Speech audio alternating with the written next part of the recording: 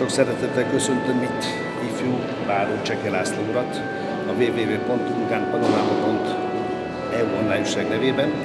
Passzóban vagyunk a Szent Gizella templomban, és hát új lovakat fogunk avatni. 1326-ban Szent György lovag alapította ezt a rendet, és erről mint tulajdonképpen a kancellár úr pár mondatban esetleg tud minket informálni. Valóban így van, 1326-ban első Károly Róbert magyar király hozza létre az első királylapítású lovagrendet. Éppen az angol történészek hívták fel a figyelmünket, hogy egész Európában ez a magyarországi Szent György alakult meg először. A lovagrend 1990-ben szerveződik újjá Magyarországon.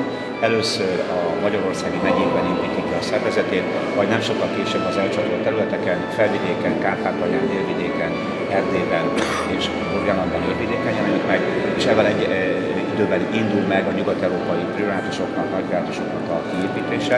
Ebben oroszlán rész játszik Lovat Lénár Sándor, aki jelenleg a lovagrend kormányzója, hiszen pontosan itt Passzóban szerveződik meg először az a priorátus, ami aztán később Németországban, de ma már a skandináv országokban is, és Nyugat-Európa számos országában is jelen van.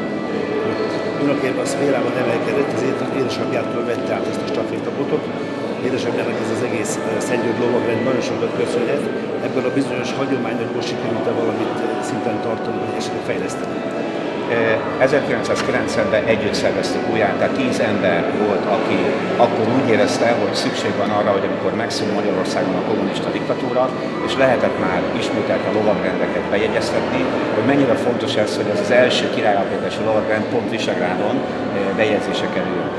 Én arra nagyon büszke vagyok, hogy édesapámmal a kezdet-kezdete óta együtt tudtam dolgozni ebben a munkában, és számtalanszor megfordultam itt vele Passzóban is, meg nyugat-európai útjai során is, illetve bármerre ment, hiszen ez a közös munka, ez mind a kettőnk számára nagyon-nagyon fontos volt.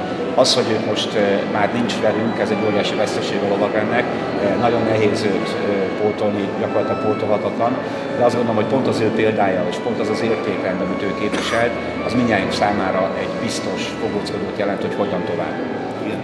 A Visegrádon megrendezett lovagi játékok nagyon nagy hagyománnyal rendelkeznek.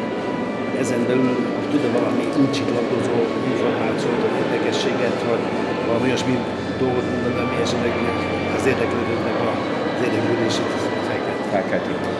Nagyon fontos az, hogy idén 30. alkalommal rendezzük meg, tehát 30 éves lett a Visegrádi Nemzetközi Palotajátékok, és egy óriási, hatalmas középkori fesztivállal készül, nem csak a Szent György lovagrend, hanem Visegrád egész városa. Közel 1000 szereplőt várunk Európa 8 országából, tehát aki kíváncsi egy hamisítatlan valódi középkori fesztivál hangulatára, az június 2. hétvégén 11 és 13 között látogasson el Visegrádra, hiszen nyugodtan kijelenthetem, hogy Európában sem sok ilyen hagyományozó fesztivál van. Nagyon szépen köszönöm az interjút. A www.vulkánpanorama.eu online újságot Báró József tudósította Passzóból, a Szent Gizella templomból.